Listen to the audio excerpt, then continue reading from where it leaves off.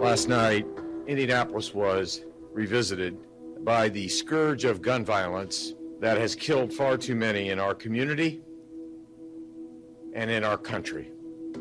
Yet again, America is facing the tragedy of another mass shooting, the 147th this year alone. No piece of information will restore the lives that were taken or the peace that was shattered. Shattering the lives of 8 families whose loved ones were killed at a FedEx facility in Indianapolis. Tonight, we're learning their names. FedEx releasing a statement, reading in part, "As we all mourn the tragic loss of 8 team members killed in the senseless violence at our FedEx ground facility in Indianapolis, we want to again share our deepest condolences to the families, friends, and co-workers of the victims." Nobody should die by that. We're here to get a paycheck, but then we can keep on living. Authorities revealing the 19-year-old suspect was a former FedEx employee armed with a rifle. So far, no motive has been determined. Police say the shooter died of a self-inflicted gunshot wound before officers arrived on scene. As investigators search for answers, a country on edge is left with one question: why? The United States has more weapons than they do people. They have more assault rifles and weapons than any other developed country. And the sad reality is, it's no surprise that we have the most mass shootings. This cannot be our new normal. I have a female who's in the control room who advised the subjects are still shooting. She does not have a visual, but can hear the shot. Shortly after 11 o'clock Thursday night, police responded to reports of shots fired at this FedEx ground facility near the airport. Suspect description: white male, dark-colored clothing, last seen in parking lot. When officers arrived on scene, they found 8 people killed, 4 outside the building, 4 inside. At least 5 others were rushed to the hospital with gunshot wounds. They found a very chaotic and active crime scene. They found several victims injured and several victims deceased. According to law enforcement, witnesses say the suspect quickly started firing shots, the massacre lasting just 1 to 2 minutes. There was no confrontation with anyone that was there. There was no disturbance. There was no argument. He just appeared to randomly start shooting, and that began in the parking lot, and then he did go into the building, into the facility for a brief period of time before he took his own life.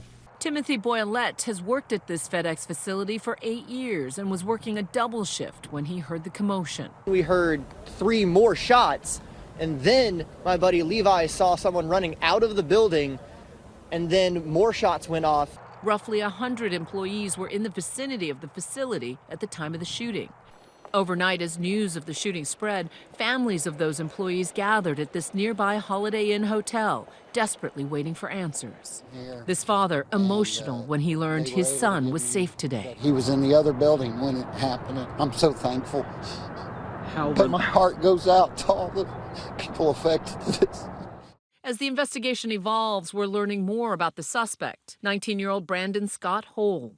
The FBI revealing there were warning signs. Hole's mother reported her son to law enforcement in March of 2020, worried that he would commit suicide by cop. He was placed on a temporary mental health hold, and a shotgun was seized from his residence, but no criminal violation was found. You can look at somebody and go, I'm really concerned about this person, but they don't really have, law enforcement doesn't have much to work with to do anything at that point. That is the sad reality of sort of what law enforcement has to do. What am I really going to do with this kid? It looks like at this point, I can't do anything. The nation already reeling after a seemingly endless series of mass shootings over the past 2 months alone, just as we're emerging from the pandemic.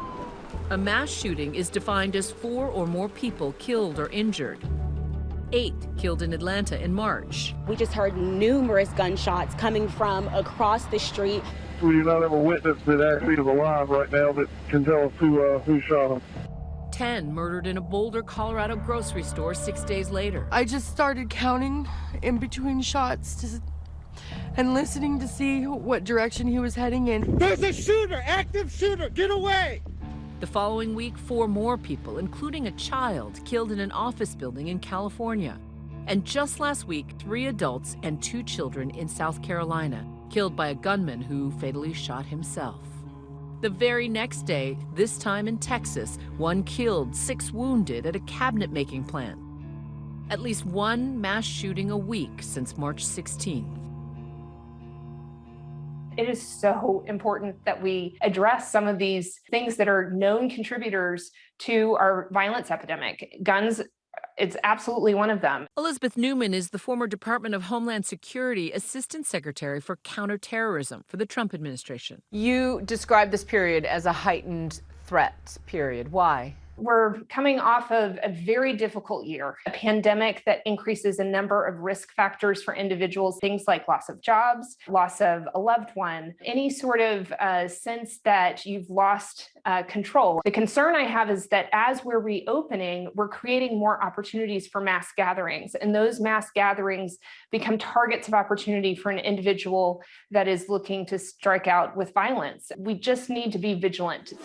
Since 2018, the number of mass shootings has increased every year. I woke up this morning and there was a moment of disbelief before a moment of complete and utter sadness. This is a third mass shooting this year in Indianapolis. And after the heartbreak, I got angry. Indianapolis City County Councilor Allie Brown represents roughly 38,000 people. And what are you hearing from your constituents after all of these shootings? People are nervous. People are scared. They don't know why people do this. They don't know how they can go about their day. I'm a mom of a 4-year-old little boy, and dropping him off at school, I could see how scared everyone's faces were this morning.